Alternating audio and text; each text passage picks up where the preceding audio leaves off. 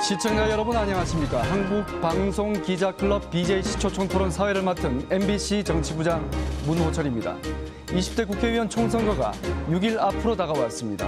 이번 총선의 화두는 여야 할 것 없이 경제입니다. 오늘 초청자는 경제 전문가라 할 수 있는 새누리당 강봉균 공동선대위원장입니다. 더불어민주당 김종인 대표가 여당에서 야당으로 이동했다면 강 위원장은 야당에서 여당으로 옮겨오면서 크게 주목받았습니다. 강봉균 위원장을 박수로 맞아주십시오.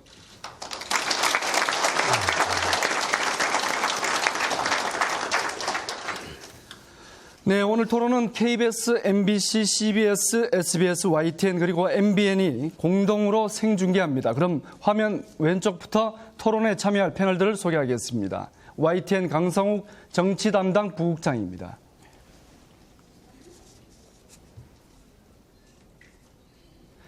그다음 CBS 박종률 논설위원입니다.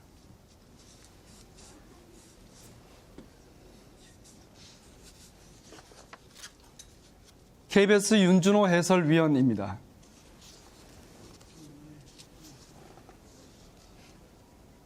예, SBS 임광기 논설위원입니다.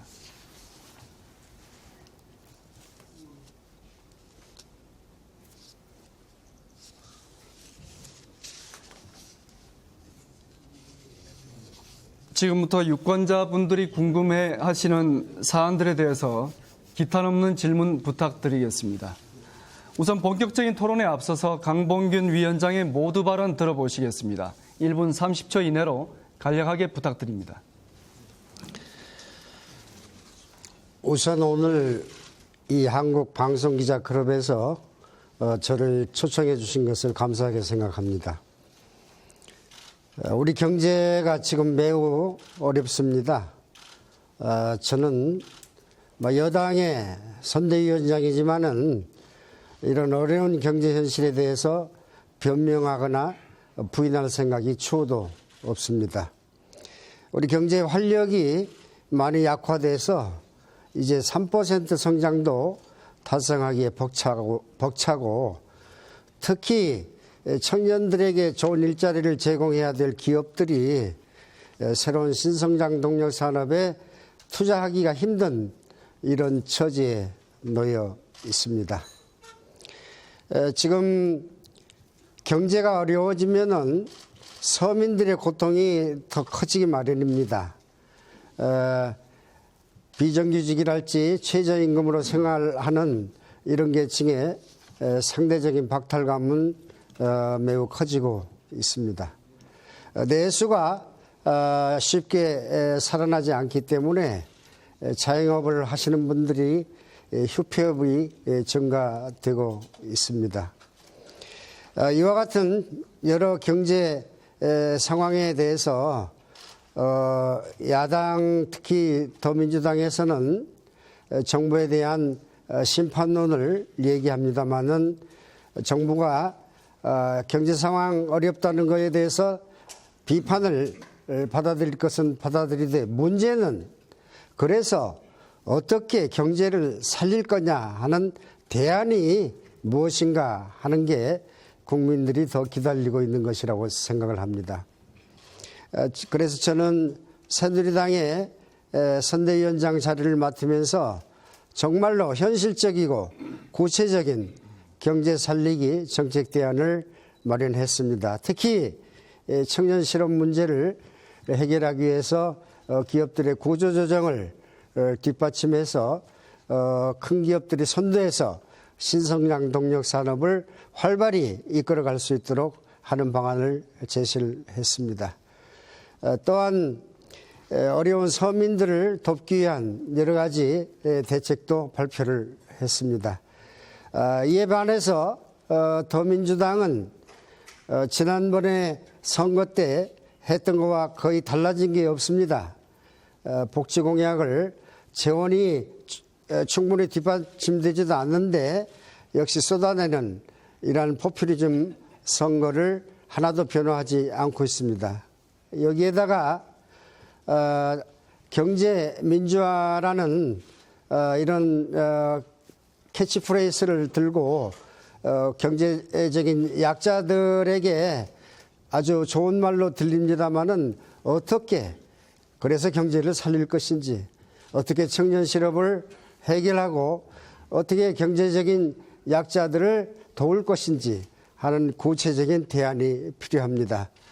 그래서 저는 오늘 방송기자클럽에 나와서 이제 일주일도 채 남지 않은 선거에서 국민들이 과연 새누리당과 더민주당 같은 야당들의 경제 살리겠다는 대안이 어떤 차이가 있고 어떤 것을 더 믿을 수 있는 것인지 하는 것을 좀 더 깊이 이해하실 수 있도록 이 자리에 나와주신 패널들께서 아주 송곳 같은 날카로운 질문을 해주시길 바랍니다. 네, 잘 들었습니다. 제가 패널 소개를 빠뜨렸습니다. MBN 박진성 부국장 패널로 참석했습니다. 그럼 이제부터 본격적인 토론에 들어가도록 하겠습니다. SBS 임광기 논설위원부터 시작해 주시죠. 네, 앞서 야당의 선대위원장들께도 이 질문을 가장 먼저 드렸습니다. 총선 판세에 관한 질문인데요. 앞서 말씀하신 대로 총선이 이제 엿새밖에 남지 않았습니다. 이 상태에서 강 위원장께서는 전반적인 총선 판세를 어떻게 읽고 계시고 특히 새누리당은 몇 석 정도를 얻을 것이다 이렇게 예상을 하시는지 먼저 묻겠습니다. 네, 지금 특히 수도권에서 민심의 향방이 확실하지 않기 때문에 경합 지역이 많다고 그럽니다. 총선의 판세를 얘기하기가 쉽지 않은 이런 상황입니다. 지금 새누리당은 집권 여당입니다. 희망사항으로는 과반수를 넘었으면 좋겠다 이런 말씀을 드립니다마는 이거는 정말 국민들한테 물어야 할 일이라고 생각을 합니다. 네. 희망사항 말고 예상 의석은 어느 정도나 됩니까? 예상은 뭐 각 정당들이 어떤 때는 자기에게 편리한 대로 어떤 때는 약간 엄살도 부리고 그러기 때문에 별로 믿을 만한 게 못 됩니다. 네. 송곳 같은 질문을 요구하셨는데 피해 가시는 것 같습니다. 자, 새누리당 당초에 180석을 예상을 했다가 150석으로 낮추고 최근에는 이제 130석까지 얘기가 나오고 있습니다. 특히 여의도 연구원 조사 결과를 보면은 수도권은 30석도 안 된다 이렇게 나오는데 이를 두고 좀 부자 몸살이기 아니냐. 이 야권 단일화 무산에다 인려 다야이 정말 굉장히 좋은 판 아니겠습니까? 이런 상태에서 너무 엄살 부리는 거 아니냐 막판에 이런 지적들이 있는데 이거에 대해서는 어떻게 해명하시겠습니까? 여러 가지 정치적인 환경도 있겠지만은 지금 국민의 마음을 예측하기가 어려운 이유가 정말 저 사람들은 19대와 다르게 20대는 정말로 국민을 먼저 생각하는 정치를 해줄 것인지 그 다음에 경제가 어려운데 정말로 현실적이고 말만 그럴듯하고 국민을 그때 현혹시키는 이러한 말만 하고 있는지 저는 국민들도 많이 고민하고 있을 거라고 생각을 합니다. 그렇기 때문에 정말 다시 말씀드리지만은 남은 기간 동안이라도 국민들이 마음을 결심해서 어떻게 하면 이 나라 경제를 살려내고 서민들의 고통을 줄여줄 수 있는지 이것을 정말 언론에서 많이 앞장서 주시길 제가 까꿀로 부탁을 드립니다. 네, 임광기 위원 송곳 같은 질문 감사합니다. 다음은 CBS 박종률 위원께서 질문해 주시죠. 네, 위원장께서는 과거 그 김대중 정부에서 정보통신부 장관 또 재경부 장관, 청와대 정책기획수석을 역임하셨고요. 또 내리 3선의 국회의원도 하셨습니다. 이른바 당정청을 두루 경험하신 분이라고 생각이 되는데요. 하지만 지난 19대 총선을 앞두고 정규의 은퇴를 하셨다가 선언하셨다가 이번 20대 총선에서 깜짝 카드로 새누리당에 참여를 하게 되셨는데 일각에서는 경제통인 더불어민주당 김종인 대표에 맞선 대항마 인사일 뿐이다. 새누리당의 정체성과는 맞지 않는다. 이런 시각이 있는데 여기에 대해서는 어떻게 말씀하시겠습니까? 우선 박 논설위원께서 조금 전에 말씀하신 것 중에서 제가 호남 사람입니다마는 김대중 대통령 시절에 정보통신부 장관도 했고 뭐 재경부 장관도 했고 그러는데 저는 김영삼 정부 때 정보통신부 장관을 했고 오히려 제가 벼슬을 더 많이 한 사람입니다. 제가 사실은 새누리당의 당대표나 원내대표로부터 뭔가 새누리당의 경제정책을 좀 도와달라 하는 얘기를 들었을 때 많이 망설였습니다. 어쨌든지 간에 4년 전에 민주당을 탈당했지만은 그래도 민주당 소속으로 삼선 의원, 국회에서 10년이나 세월을 보냈는데 지금 무슨 정치적인 이런 욕심이 있어서 당을 새누리당으로 가느냐 하는 우선 오해가 제일로 제가 싫었습니다. 그러면서도 한편으로는 우리나라 정치가 언젠가부터 큰 선거를 치르고 나면은 경제에 도움이 되는 게 아니고 경제에 오히려 나쁜 영향을 주는 이런 포퓰리즘 선거, 이런 선거로 흐르는 것을 보고 평생 경제를 다뤄온 저로서는 정말 이거 큰일 났구나. 이대로 가서는 우리 경제가 정말로 주저앉을 염려도 있겠구나. 그렇다면은 새누리당이 여당이니까 여당에 가서 이런 소위 정치 풍토를 바꿔주는데 일조를 한다면은 그래서 국민들이 이런 인기 영합적인 이런 정책 공약 같은 거에 표심이 흔들리지 않는다면 이게 나름대로 국가에 기여하는 거 아니겠느냐 이런 생각을 가지고 제가 새누리당에 왔습니다. 네, 위원장께서는 이제 자타가 공인하는 경제 전문가신데요. 사실 총선을 앞두고 정치와 경제는 복잡 미묘한 상관관계가 있다고 생각합니다. 현재 각 당에서도 캐치프레이즈를 내걸고 있는데요. 문제는 정치에 있습니까? 아니면 문제는 경제에 있습니까? 이 부분도 한번 말씀해 주시죠. 경제가 국민들의 가장 큰 걱정거리고 관심사라는 뜻에서 문제는 경제다 그렇게 얘기를 합니다. 경제를 그러나 살리는 것은 행정부가 잘 해야 되지만은 지금 입법권과 예상심의권을 가지고 있는 국회가 정말로 국민을 먼저 생각하는 이런 변화가 있어야 되는 때라고 이렇게 생각을 합니다. 네, 다음은 KBS 윤준호 해설위원 준비되셨죠? 예. 강 위원장께서는 이제 며칠 전에 일본이 증세를 하지 않고 쓰기만 하다가 세계에서 부채가 가장 많은 나라가 됐다. 증세를 하지 않으면 우리도 일본처럼 된다 이렇게 밝힌 바가 있습니다. 저성장과 고령화가 고착화되고 있는 우리 사회 그리고 우리 국가로 볼 때는 재정 지출에 비해서 복지 지출이 엄청나게 늘어날 것은 명확한 사실인데요.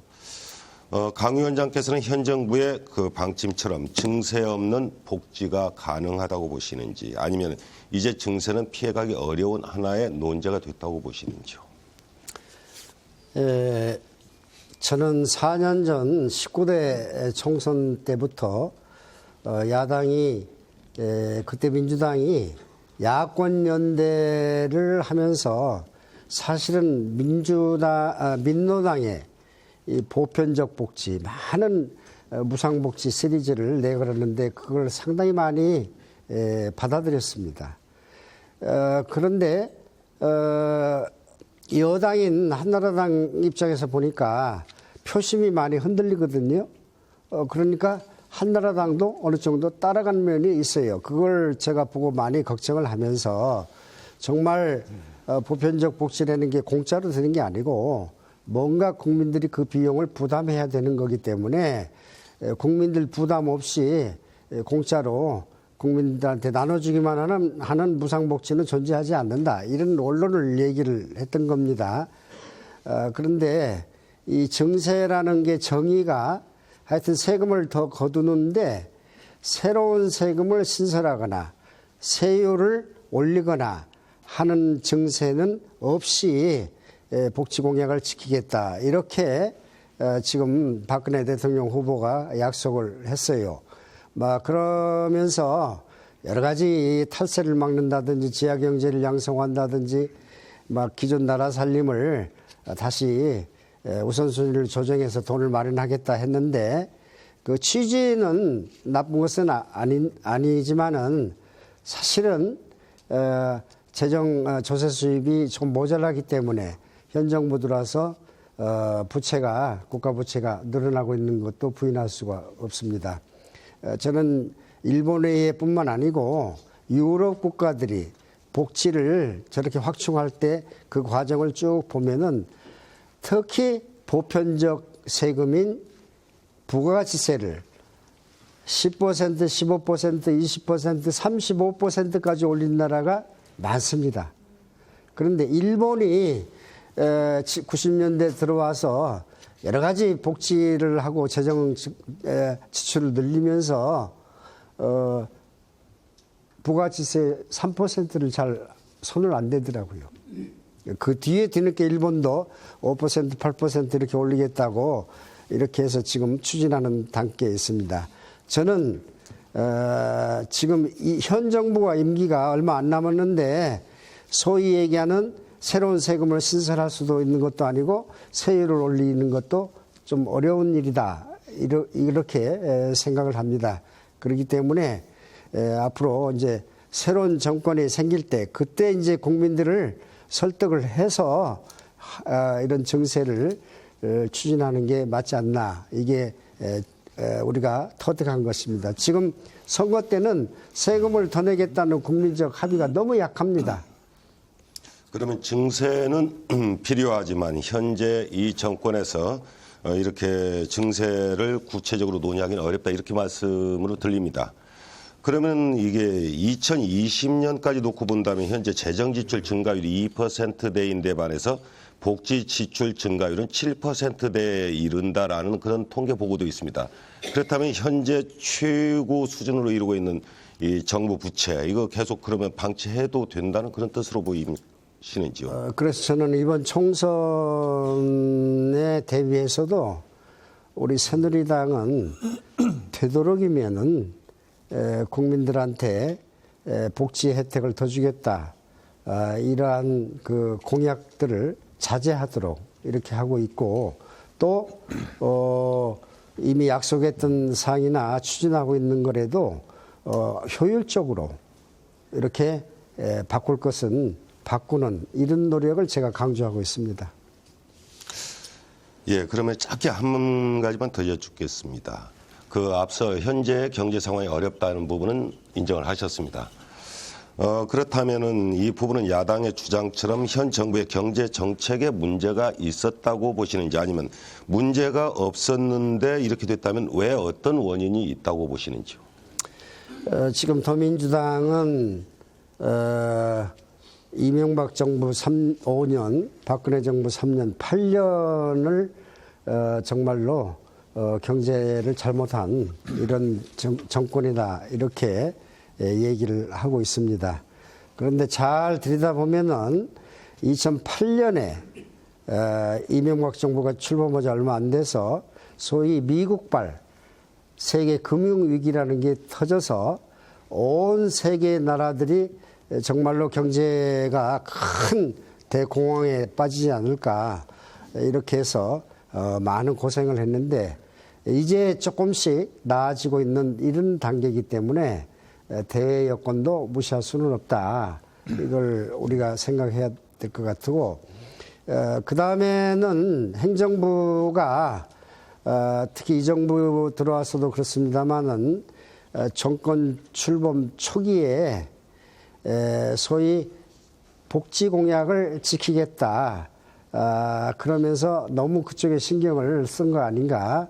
조금 더 고통스럽지만은 구조조정, 특히 기업 구조조정 같은 것을 강력히 서둘러서 했더라면 하는 이런 아쉬움이 있습니다. 네, 윤준호 위원 수고하셨습니다. 다음은 YTN 강성욱 부국장 질문해 주십시오. 네, 지금 그 말씀해 주신 내용과 또 연결이 돼 있는 부분인데요. 위원장께서는 뭐 기업 구조조정에 어떤 필요성을 굉장히 좀 강조를 하고 계시는데 이를 위한 자금을 마련하기 위해서 한국형 양적 완화 정책을 제안을 하셨죠. 그러니까 한국은행이 그 산업은행 채권과 주택금융공사의 주택담보대출증권을 매입을 해서 시중에 좀 자금을 좀 풀어보자 이런 그 제안을 하신 건데요. 그런데 일각에선 국가 재정 건전성이 악화할 것이고 또 이로 인해서 대외 신인도 저하로 이어질 것이다. 그렇다면 결국은 또 우리 경제에 우리 기업에 나쁜 영향을 미칠 것이다. 이런 그 반론이 만만치 않습니다. 이런 반론에 대해서는 그 어떤 그 견해를 갖고 계신가요? 지금 전 세계가 양적 완화라는 것을 나름대로 추진을 했습니다. 미국은 한 5년 정도 달러를 확대 공급해가지고 사실은 경제를 살리는 단계에 들어갔기 때문에 이제 작년부터는 돈을 더 이상 풀지 않습니다. 금리도 올리기 시작했습니다. 이거는 경제 전문가들이 그래도 미국이 효과를 봤다 이렇게 얘기하는 거죠. 일본은 아베노믹스를 시작을 해가지고 역시 엔화를 시중에 많이 풀어서 그 결과 소위 엔 환율이 많이 떨어져서 수출 기업들이 상당히 이익을 많이 보고 경기가 좋아진다고 했습니다. 그런데 일본은 지금 그 효과가 점점 약해지고 있는데 뭐냐면은 구조 개혁을 병행하면서 하지 않았기 때문에 그렇다 이런 평가입니다. EU도 마찬가지로 지금 양적 완화를 하고 있는데 이거를 더민주의 김종인 위원장께서는 세계 모든 나라가 실패한 정책을 왜 한국이 하려고 하느냐 이렇게 얘기하는 것은 상황을 제대로 이렇게 파악하지 못한 데서 나온 얘기가 아닌가 생각을 하고요. 그 다음에 이게 이제 인프레를 만들어서 오히려 경제를 약화시키는 거 아니냐 이런 얘기들도 합니다. 그런데 제가 말씀드린 미국이나 일본이나 EU나 양적 완화를 하면서 인프레 때문에 고생받고 있다는 얘기는 제가 들어본 일이 없습니다. 네. 그렇기 때문에 그런 거는 기우다 이렇게 말씀을 드리겠습니다. 네. 그런데 우리 위원장께서 제안한 한국형 양적 완화 정책에 대해서 이주열 한국은행 총재는 좀 선진국과 우리는 상황이 좀 다르다 이렇게 좀 선을 그었고요.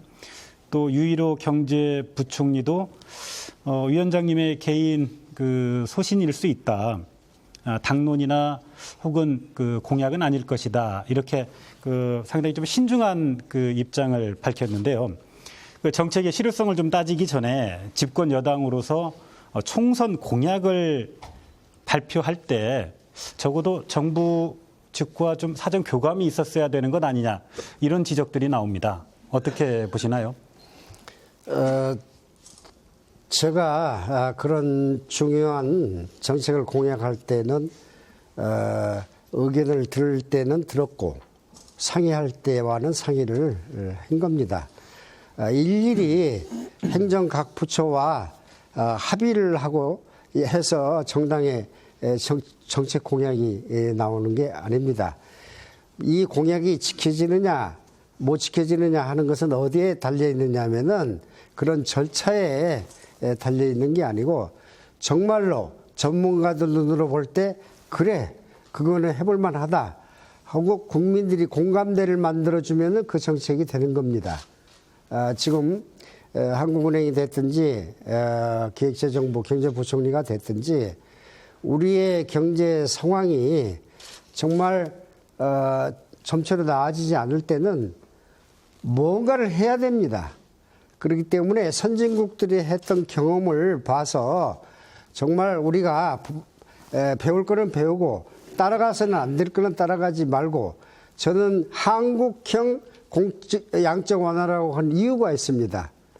미국이나 일본이 돈을 늘리면서 시중의 자금을 그냥 풍부하게 만드는 이런 양적 완화를 했는데 저는 그게 아니고 우리 경제의 구조를 바꾸는데 목적을 두고 목표가 분명한 한국은행의 그 지원을 받자. 제일 중요한 게 뭐냐? 대기업들이 구조조정을 해야 되겠는데 이걸 뒷받침을 해줘야 될 거 아니냐, 이게. 예. 대기업들이, 재벌그룹들이 3, 40개씩 계열기업을 가지고 있지만은 적자가 이미 나기 시작한데 앞으로 곧 적자가 날 때 이런데 어떻게 사람을 더 뽑겠습니까? 새롭게 국제 경쟁력을 가질 수 있는 신성장 동력에 투자를 해야 이게 청년들을 새로 뽑을 수 있을 거 아니겠습니까? 이런 목적에 제안해서 쓰자. 그 다음에 이제 내수에 아주 중요한 영향을 미치는 게 주택시장입니다. 주택 경기가 조금 살아나는 듯 하다가 요새 다시 냉각되고 있는데 가계부채가 늘어나기 때문에 이걸 한다. 그러면은 해결 방법이 없겠느냐? 주택 그 집을 담보로 해서 받은 이 차입금을 평생 동안 일하면서 갚는 방식으로 우리도 선진국식으로 바꾸자. 그러려면은 은행으로 봐서는 단기간에 받을 돈을 장기간에 걸쳐서 받으니까 약간 자금에 미스매치가 생길 수 있는 거 아니겠느냐. 이런 거를 중앙은행이 도와주자는 이렇게 제한되고 목표가 분명하고 일본이나 미국과 달리 구조개혁을 추진하면서 그걸 뒷받침하는 이런 양적 완화를 쓰기 때문에 제가 쓰자는 거기 때문에 한국형 양적 완화다. 이렇게 얘기를 한 겁니다. 네. 한국형 양적 완화 정책에 대해서 그 위원장께서 워낙 소신이 강하시기 때문에요. 향후 그 선거가 끝나더라도 이주열 한국은행 총재 또 유일호 경제부총리와 또 새누리당 사이에 아주 그 치열한 토론이 좀 필요한 부분인 것 같습니다. 이거는 토론을 해야 됩니다. 해야 되고 다시 말씀드리지만은 중앙은행이 이제는 다른 선진국처럼 그냥 인플레만 막는 이런 역할을 하는 시대가 아닙니다. 경제가 가라앉으면 그거를 일으키고 금융시장에 돈이 막힌 곳이 있으면 이걸 뚫어주는 이런 역할을 해야 됩니다. 그래서 제가 국회에 있을 때 한국은행법을 고쳤어요. 종래는 물가 안정에 한국은행에 정책 목표가 있는 걸로만 돼 있는데 물가 안정과 금융 안정을 같이 도모하는 걸로 바꾼 것도 다 그런 뜻입니다. 네, BJC 한국방송기자클럽이 준비한 강봉균 새누리당 공동선대위원장 초청 토론, MBC, KBS, SBS, YTN, MBN 공동으로 생중계하고 있습니다. 계속해서 경제정책과 관련된 질문, MBN 박진성 부국장께서 해주시죠. 예, 국민들의 입장에서는 양적 완화가 됐든지 경제 민주화가 됐든지 경제가 좀 나아졌으면 하는 바라는 마음뿐일 거라고 생각을 하고 있습니다. 이 강 위원장께서 경제 공약을 발표하시면서 대기업의 족쇄를 채운다고 중소기업이 좋아지는 것은 아니다 이런 말씀을 하시면서 결국은 대기업의 규제를 좀 완화해 주는 것이 아니냐 이런 해석이 나오기도 했었습니다. 하지만 결국은 그 대기업에 대한 기업 구조조정 형식을 빌려서 대기업의 사업을 재편하는 것 아니냐, 재편해 주는데 정부가 좀 도와주는 거 아니냐 이렇게 이해를 하고 있습니다. 하지만 이를 진행하기 위해서 사회적 합의도 그렇고 또 내년에 대선을 앞두고 있습니다. 과연 제대로 추진될 수 있을지에 대해서 우려의 목소리도 있는데요. 어떻게 생각하시는지 좀 말씀을 해 주십시오. 17년 전에 우리가 IMF 외환위기가 터졌을 때 정말 금융과 기업, 특히 재벌기업의 구조조정을 제일 우선적으로 추진을 했습니다. 그래서 정말 대기업들이 중복 과잉 투자했던 걸 과감히 제거를 하고 정말로 주력 사업에 집중을 해서 국제 경쟁력을 갖도록 그래가지고 2년여 만에 그 외환위기를 극복한 제가 그때의 일을 청와대 경제수석과 재경부 장관을 연이어서 맡으면서 그걸 앞장섰던 이런 경험이 있습니다. 세계로부터 칭찬을 받았습니다. 그런데 우리 김종인 선대위원장이 자기 트레이드마크로 돼 있는 경제민주화도 모르느냐. 왜 그런 식으로 또 하려고 그러느냐. 그래서 저보고 헌법 공부를 좀 하라고 그래서 제가 또 읽고 또 읽어봤습니다. 그런데 그게 헌법 제119조예요. 119조에는 1항과 2항이 있는데 1항이 어떻게 되냐면은 대한민국의 경제 질서는 이러이런 거다는 정의가 나와 있어요. 뭐냐? 개인이 됐든지 기업이 됐든지 경제활동의 자유와 창의를 존중함을 원칙으로 한다. 이렇게 되어 있는 겁니다. 그리고 2항에 들어가서는 그렇다고 그래서 자유경쟁에만 맡기면은 소득 불균형도 생기고 그 다음에 큰 기업들의 독점적인 이런 횡포도 있으니까 그런 것을 바로잡아야 된다. 우리가 소위 공정거래 제도로 이걸 추진하고 있는 이런 일들이에요. 그리고 그 중에 하나로 경제 주체 간의 조화를 통한 경제 민주화를 한다. 이렇게 되어 있습니다. 경제 주체 간이라는 건 뭐냐? 예를 들면 대기업과 중소기업이다. 우리나라의 중소기업들이 대기업과 아무 상관이 없이 사업을 하는 중소기업이 그리 많지 않습니다. 중소기업에 어떤 형태로든지 물건이나 서비스를 제공을 하고 그 다음에 대기업에서 나오는 물건들을 유통시키고 소매, 도매하는 이런 게 우리나라의 중소기업의 현실이란 말이에요. 그런데 대기업을 맨날 키울 거냐 이런 얘기를 하면서 대기업은 어느 정도 성장을 못하도록 이렇게 억제해야 되는 거 아니겠느냐, 규제해야 되는 거 아니겠느냐 이런 생각을 한다면은 정말로 이거는 경제를 살리는 해법이 아니다. 청년 일자리도 만들어지는 게 아니다. 이런 얘기입니다. 네. 지금 말씀하신 대로 김종인 대표 같은 경우는 낙수 효과가 없는 희망에 불과하다라고 얘기를 했고 지금 이제 위원장님께서는 그 부분에 대해서 그렇지 않다. 분명한 효과가 있는 것이다라고 말씀을 해 주신 걸로 받아들이겠습니다. 그러면 다음 질문은 우리 KBS 윤준호 해설위원께서 해 주시기 바랍니다. 예. 강 위원장께서는 예.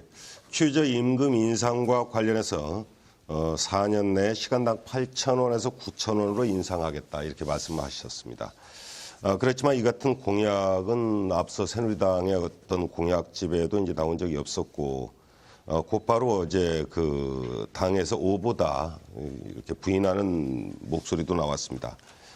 야당의 10,000원 인상 공약에 맞춰서 급조했다 하는 시각도 있고, 이게 갑자기 영입된 강 위원장의 경제관과 기존 새누리당의 경제 정책이 따로 논다 하는 지적도 있는데 이럴 경우에 이게 선거의 공약으로서 다음에 이행되는 부분에 대한 어떤 신뢰도 담보가 좀 어려운 거 아닐까요? 뭐 KBS도 언론기관이지만은 언론기관 중에서는 근거도 없이 별의별 소리를 다 하는 언론기관도 있습니다. 그거 그대로 믿지 마십시오. 우리 당 안에서 이게 공약이 아니다. 경제 정책 공약에 대한 것은 제가 다 위임을 받았어요. 제가 얘기하는 것은 새누리당의 공약입니다. 그리고 이것은 최고위원들이 다 참여하는 선거대책위원회에서 항상 제가 설명을 드리는 거예요. 그 다음에 일부 방송사에서 그런 얘기를 하던데 9,000원을 올린다고 한 건 오보다 이런 얘기를 하는 걸 제가 들었어요. 그거는 뭘 오해해서 하는 얘기냐면은 더민주당이 10,000원까지 올린다는 것은 어쨌든 기업들이 다 올려주라 이런 얘기예요. 그러면은 우리 새누리당은 어떠냐?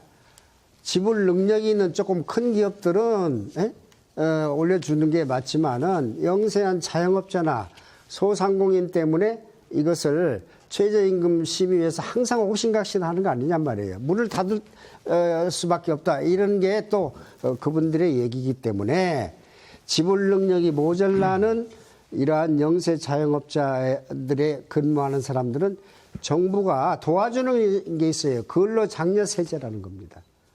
이걸로 메꿔주겠다. 그래서 결국은 9,000원이나 이런 혜택을 받을 수 있게 하겠다. 이런 겁니다. 하나도 새누리당 안에서 이견이 있는 것도 아니고 오보도 아닙니다.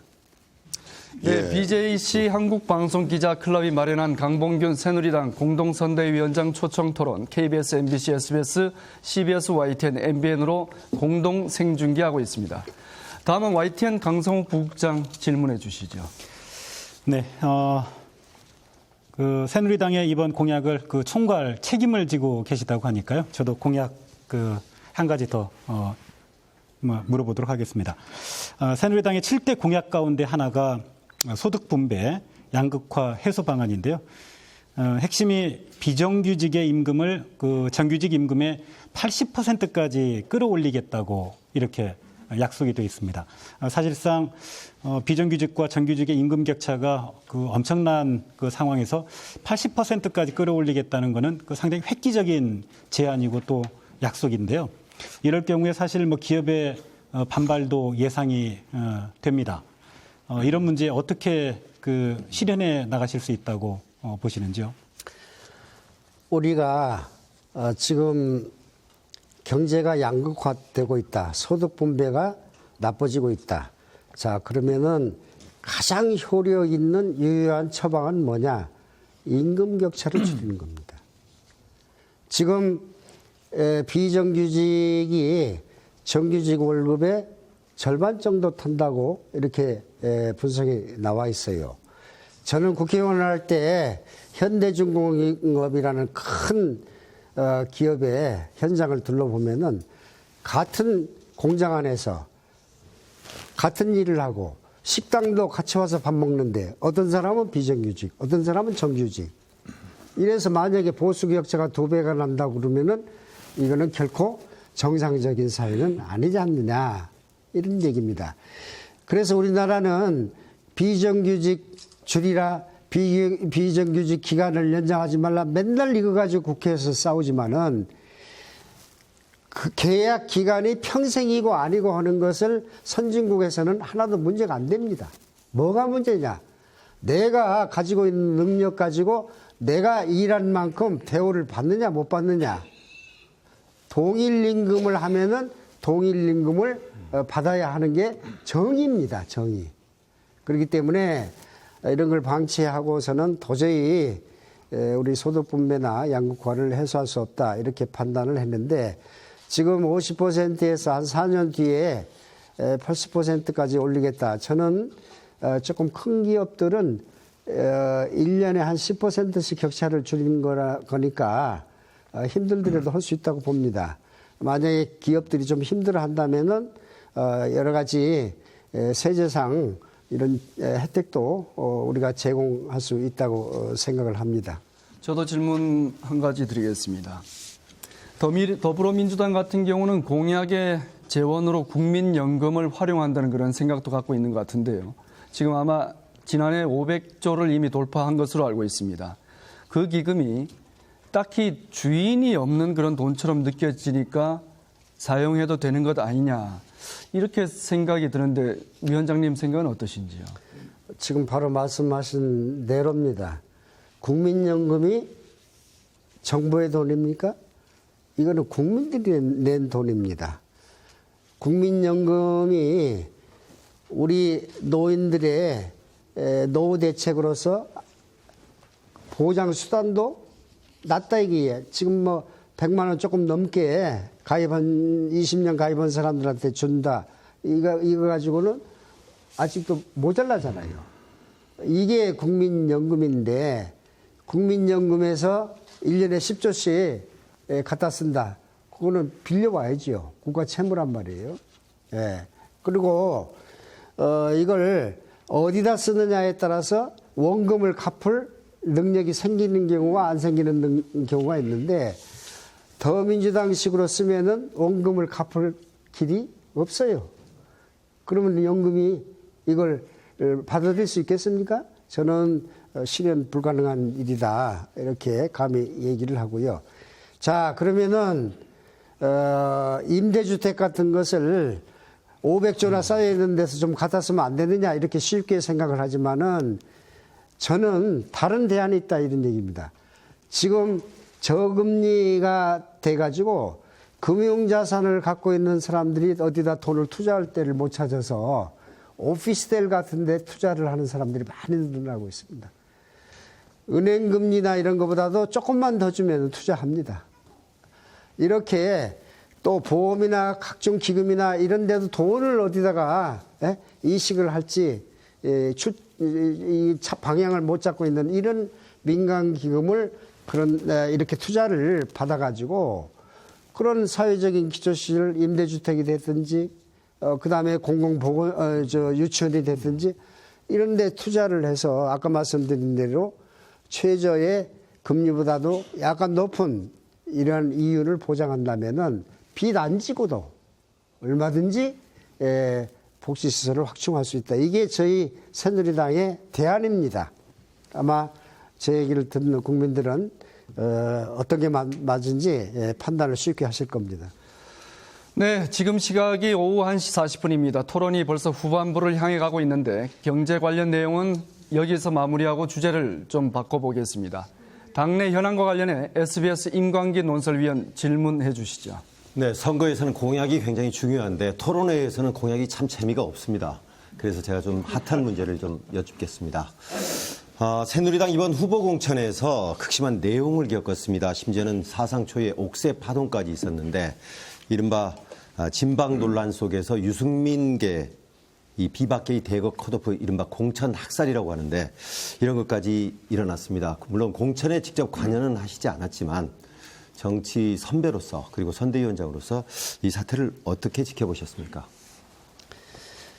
네, 공천 파동은 새누리당만이 아니고 더민주도 피장파장이에요. 네. 그런데 저는 새누리당의 상황과 더민주당의 상황은 많이 다르다 이렇게 봅니다. 무슨 얘기냐? 새누리당은 당 운영에 대한 주도권 이걸 누가 잡을 거냐 하는 정도의 갈등이에요. 더민주는 뭐냐?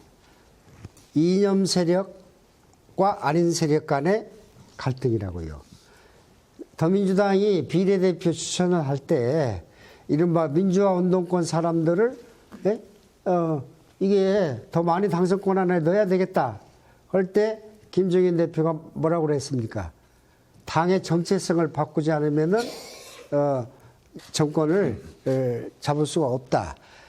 저는 민주당에서 10년간을 있어서 그 사람들과 같이 얘기도 싸우기도 하고 이러면서 살았던 사람들입니다.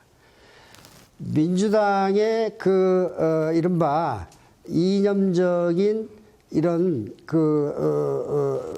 세력들은 절대 바뀌지 않습니다. 왜 그러냐? 그게 7, 80년대 낡은 생각이라는 것도 압니다. 일부는. 근데 왜 안 바꾸느냐? 그런 이념을 매개로 해가지고 결속을 하는 거예요. 결속. 똘똘 뭉쳐요. 그러니까 더민주 같은 데 사실 좋은 사람 많습니다. 많은데 그 사람들이 힘을 못 펴요. 저는 저런 더민주당 안의 갈등 이것에 비하면은 새누리당의 갈등은 일과성이 아니겠는가 이렇게 보고 있습니다. 네, 새누리당 공천 파동 여쭈었더니 더민주당 공천 파동 얘기를 하셨는데 자 어제 대구에서 진박들이 무릎을 꿇고 갑자기 이제 사죄 모드로 가버렸어요. 반성 모드로. 이거는 어떻게 선대위원장으로서 어떤 전략입니까? 어떻습니까? 제가 좀 그렇게 하라고 그랬습니다. 그렇게 하면은 어떤 점이 좋을까요? 자, 국민들은 저도 지역에서 국회의원 선거를 많이 했지만은 벌써 언제부터 왜 도대체 싸움만 하느냐? 제발 싸우지 말라. 특히 19대 국회는 너무 많이 이렇게 국회에서 싸움을 하니까 지금 국민들은 정말 20대는 좀 달라졌으면 하는 이런 바람이 제일 앞선단 말이에요.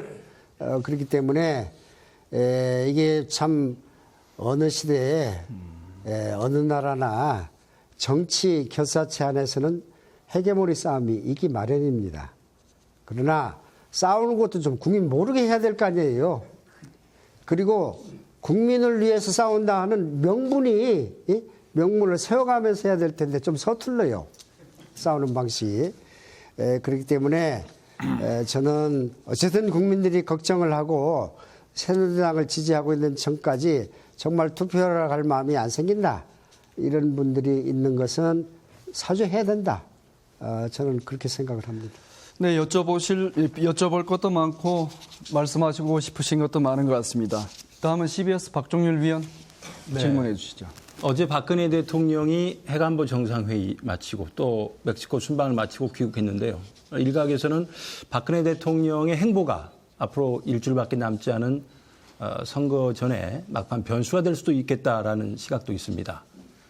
때에 맞춰서 새누리당 지도부는 박근혜 대통령이 귀국하자마자 박 대통령을 봐서라도 우리 대구나 이런 보수 성향 유권자들에게 새누리당을 지지해 줘야 된다 이런 얘기를 하고 있고, 하지만 선거 현장에서는 이른바 박근혜 마케팅이 포기되고 있다.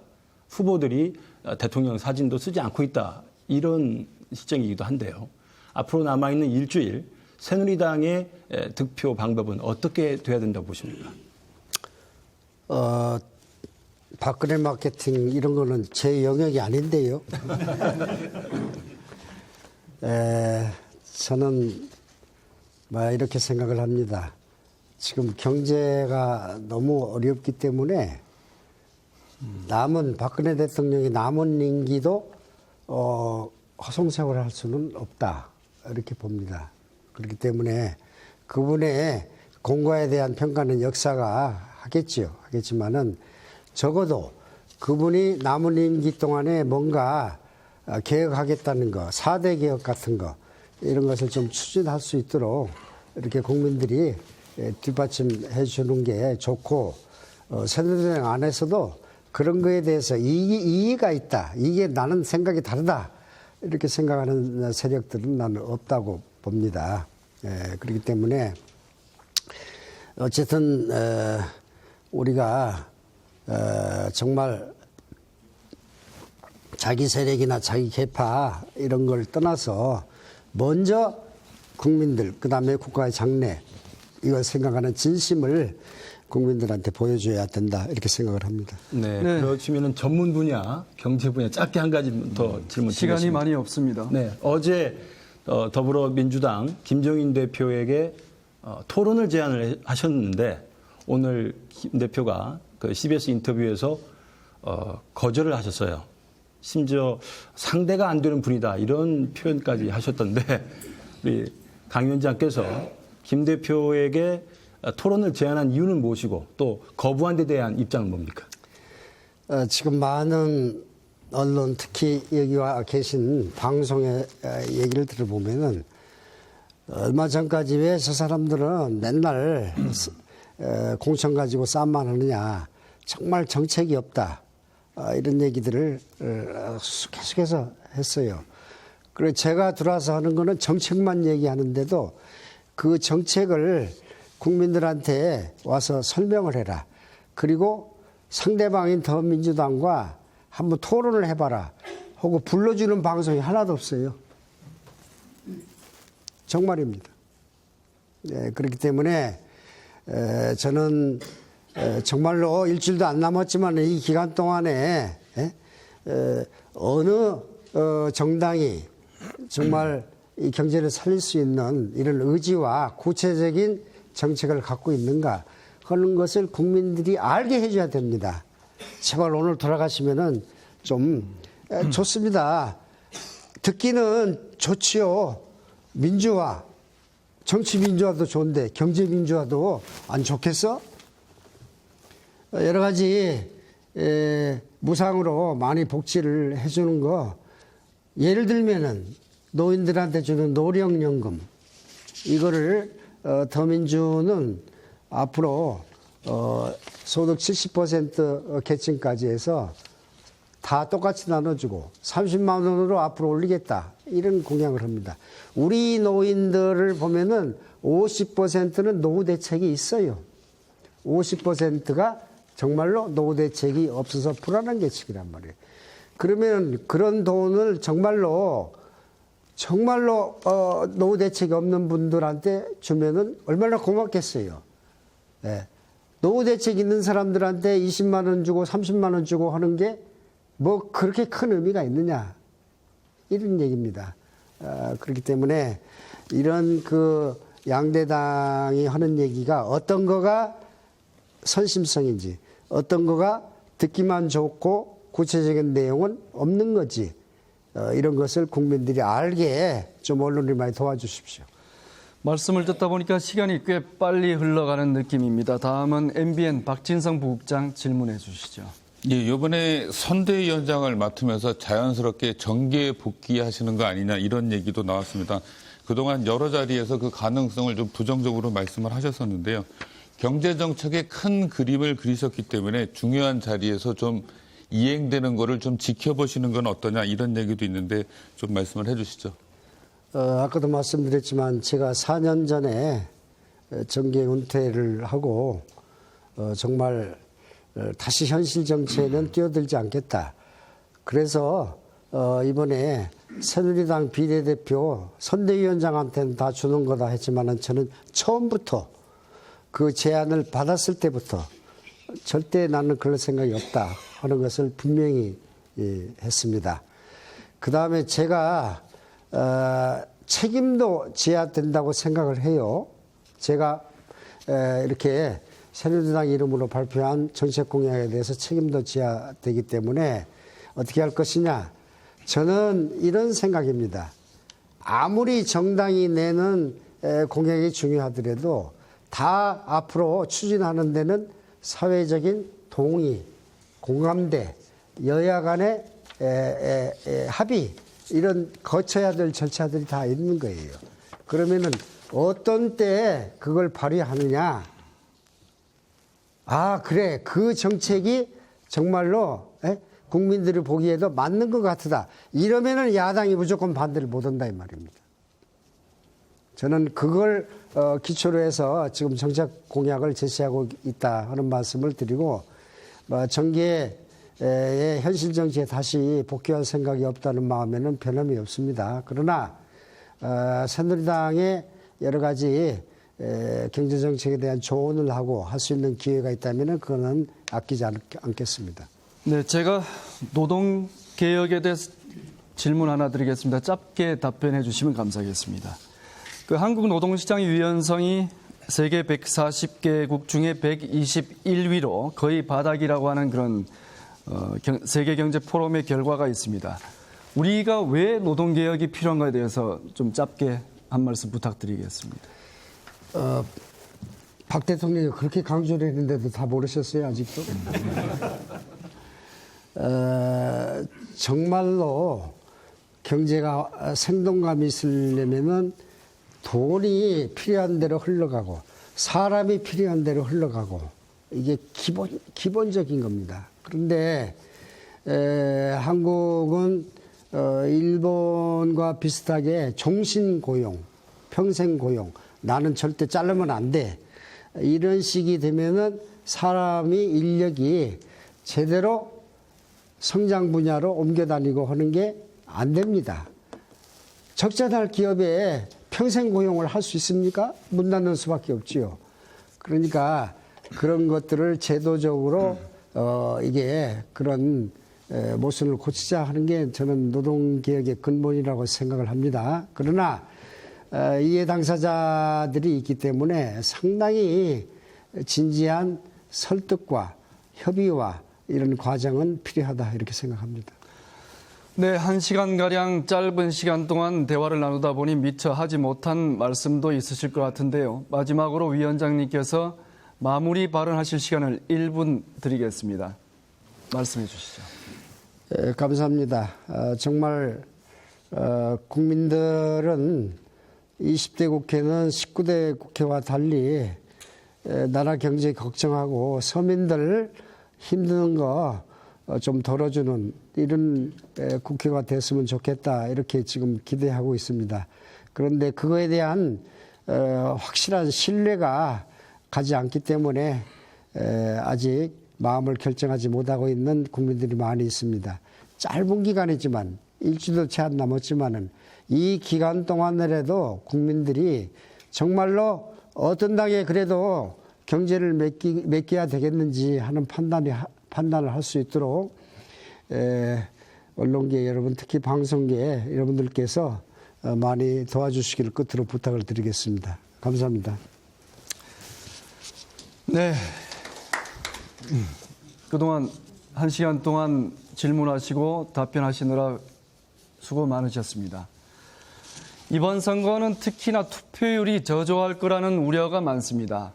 정치를 개혁하고 민주주의 발전을 견인하는 것은 유권자의 투표에서 시작된다는 사실을 꼭 기억하셨으면 합니다. 한국방송기자클럽 BJC가 마련한 새누리당 강봉균 공동선대위원장 초청토론이 지금까지 1시간 동안 이어졌습니다. 위원장님 말씀대로 우리나라의 경제가 정말 어렵고 정말 이 경제가 앞으로 어떤 식으로든지 다시 살아나야 된다는 것에 대해 가지고 열정을 갖고 계신 것 같다는 그 인상을 받았고, 그 말씀을 들으면서 저희들도 언론인으로서 앞으로 어떤 부분들을 더 집중해서 듣고